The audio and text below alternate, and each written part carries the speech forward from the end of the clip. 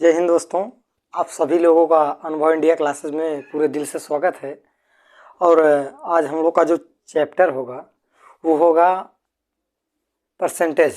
Percentage को हम लोग समझते हैं, परसेंटेज का मतलब ये होता है प्रतिशत। उसको क्या कहते हैं भैया? प्रतिशत। अब यहाँ पर हम लोग ये देखेंगे, जैसे प्रतिशत, प्रति मतलब होता है एक, प्रति मतलब क्या होता है? एक। और शत मतलब होता है 100, मतलब 1/100 कहते हैं इसको। हम लोग तो नॉर्मली में परसेंटेज को पढ़ेंगे, उसको समझेंगे कि क्या कह रहा है, कैसे क्या होता है। ये होता है 1/100 हो गया, ये हमारा परसेंटेज हो गया। अब वही पूछ लिया, जैसे कि हम कह सकते हैं कि किसी चीज़ के बारे में जैसे पूछ लिया कि जैसे मान लीजिए हम लोग ले लेते हैं, एक सवाल ले लेते हैं कि 400 500 का कितना प्रतिशत है, कितना परसेंटेज है। अब यहाँ एक चीज़ यहाँ हमेशा ध्यान देना भैया कि जैसे जिसका का आ जाए जहाँ, वो हमेशा नीचे चला जाएगा। जैसे अब 400 कामा लगा है, इसके बाद 400 500 का, किसका? 500 का। तो ये 500 हमेशा तब नीचे चला जाएगा, क्योंकि 500 के बारे में हमको बताना है कि मतलब अब अगर हम इसको ऐसे पलट देते हैं, जैसे इसमें यह कह सकते हैं कि 500 का 400 कितना प्रतिशत है, ये कह सकते हैं। अगर ये का यहाँ आ जाता तब ये नीचे चला आता, लेकिन अगर जिसकी जहाँ का आ जाए वो हमेशा नीचे आ जाएगा, ये ध्यान दीजिएगा। तो अब जैसे मान लीजिए ये हो गया कितना? 500 का 400 गुणे 100 क्यों लगा? परसेंटेज हमको ज्ञात करना है, कितना परसेंटेज है। तो ये 2 जीरो हो गया, 5 एकम 5, 5 दूनी 10, यहाँ हो गया कितना? 0, 20 का 80% हो गया, 80% हो गया। अच्छा, आपको ऐसे नहीं समझ में आया होगा, जैसे क्लास 10th में जैसे होता क्या है कि एक पूर्णांक होता है 600 का। चलिए मान लीजिए मैं बोल दिए कोई मान लीजिए 460 नंबर पाया है। अब 460, 600 का, किसका? 600 का कितना नंबर पाया है? 460। कितना प्रतिशत है, कितना परसेंटेज है। अब हम यहाँ देखेंगे किसका? 600 का, तो 600 नीचे चला जाएगा।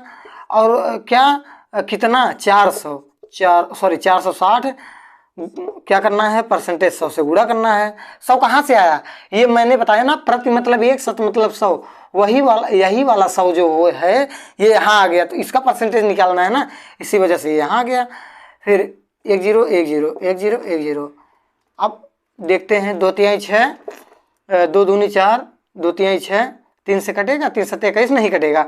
तो तब भी लमसम अगर हम लोग जिसे डिवाइड करेंगे, 3 7 21 हो गया, फिर यहाँ 2 बच गया, 3 6 18 हो गया, 76.66 आएगा परसेंटेज आपका। इस तरीके से हम लोग परसेंटेज को ज्ञात कर सकते हैं। जैसे हम लोग और आगे देख लेते हैं थोड़ा, इसमें इसी तरीके से, और हमें कुछ करना नहीं है। चलिए इसको हम लोग थोड़ा और देखते हैं। अब भैया जैसे इसमें एक सवाल दिया है कि यदि किसी संख्या का 120%, यदि किसी संख्या का 20%, मतलब यदि किसी संख्या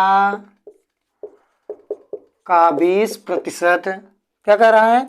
यदि किसी संख्या का 20%, 120 हो, 20% 120 हो तो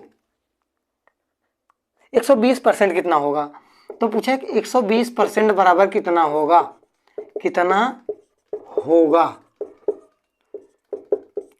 अब पहले हमको यहाँ ध्यान देना है कि मतलब 20% बराबर 20% बराबर हो जाता है हमारा, कितना हो जाता है भैया? 120 हो जाता है। कितना हो जाता है? 120 हो जाता है।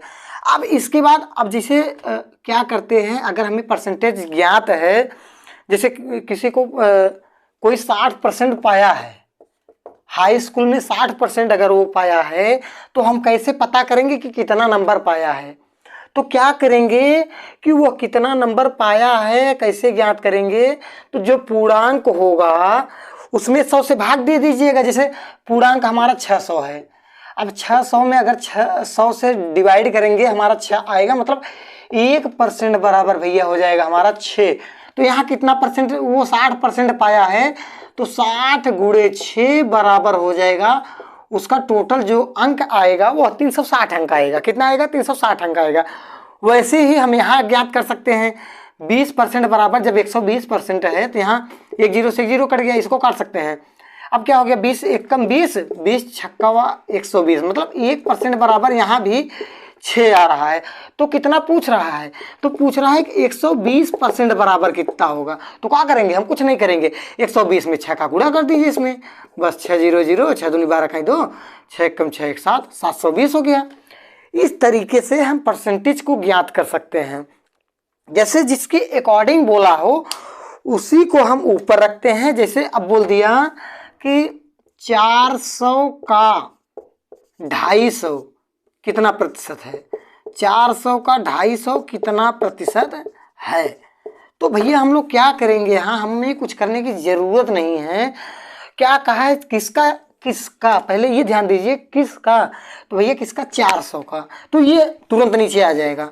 400 का कितना, 250, कितना 250, ये हो गया हमारा, क्या हो गया, 1 0 2 0, 1 0 2 0, 4 से कटेगा, 2 से पहले काट लेते हैं, 4 से नहीं कटेगा, 2 1 कम 2 दूनी 4, 2 1 कम 2, 2 दूनी 4, 1 बचा।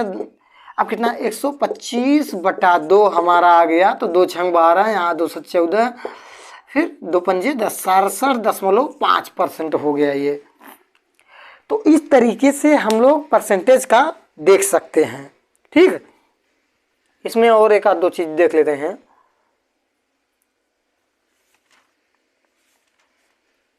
जैसे अगर मान लीजिए कह दे, जैसे हम लोग देखते हैं कि अगर वह कह देता है कि ए बी से कितना % अधिक है, ए बी से कितने % अधिक है। अब यहां ध्यान देना, किससे कह रहा है, ए बी से किससे अधिक है, कौन अधिक है, ए बी से कितने % अधिक है, किससे अधिक है, बी से, कौन अधिक है, ए, कौन अधिक है, ए।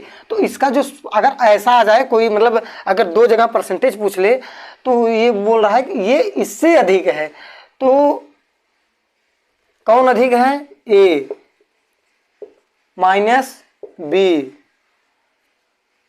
अब किसके सापेक्ष में बात किया गया है, ये ध्यान देंगे हमेशा, किसके सापेक्ष, मतलब ए बी से कितने %, बी से, बी से, किससे, बी से। अब जिससे से आ गया ना, किससे, बी से, तो वो नीचे आ जाएगा, गुणे 100, क्या हो गया, गुणे 100। ये हम फार्मूला लगा सकते हैं। क्या कर रहा है फिर से, ए बी से कितने % अधिक है। अगर ऐसा कुछ सवाल आ जाए तो हम यहाँ उसके लिए ए माइनस बी इंटू 100/b। और जैसे मान लीजिए कि ए बी से कितने % कम है, ए बी से कितने % कम है, कितने % कम है। अब जैसे देखेंगे ए बी से कितने % कम है, कौन कम है, ए किससे कम है, बी से, कौन कम है, ए किससे कम है, ए बी से कितने % कम है। तो कम पहले यही बता रहा है ना, तो अब हम मान लीजिए, चलिए लिख देते हैं, ए क्या कह रहा है, ए बी से कितने % कम है। तो कम के लिए ये कम है, तो जो ज्यादा होगा उसी में तो घटाएंगे ना, किसके, बी से, किससे, बी से, तो ये बी नीचे आ जाएगा, इंटू 100 हो जाएगा। ये हमारा इस तरीके से हल हो सकता है, इसको हम लोग इस तरीके से देख सकते हैं।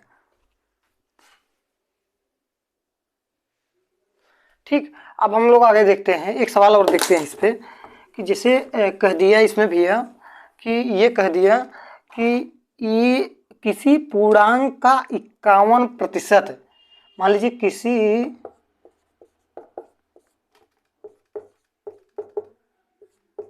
पूर्णांक का 51% जो है हमारा वो हो जाता है 714 है। कितना है? 714 है। तो उस संख्या का 25% कितना होगा? तो उस संख्या का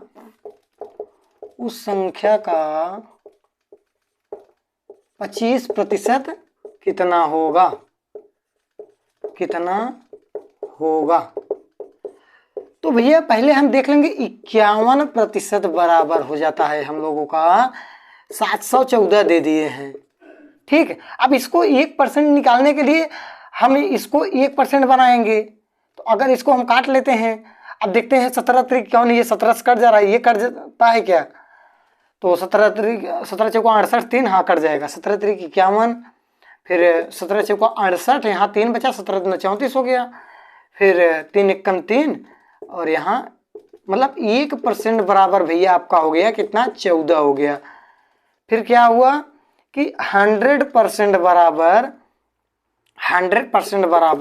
अगर आप 100% किए हैं तो 100%, तब आप 100 का गुणा इधर कर दीजिए, 14 गुणे 100 इक्वल टू 1400 हो गया हमारा टोटल पूर्णांक। इस तरीके से हम सवालों को हल कर सकते हैं। तो आज के लिए इतना ही। Wish you all the best. जय हिंद, जय भारत।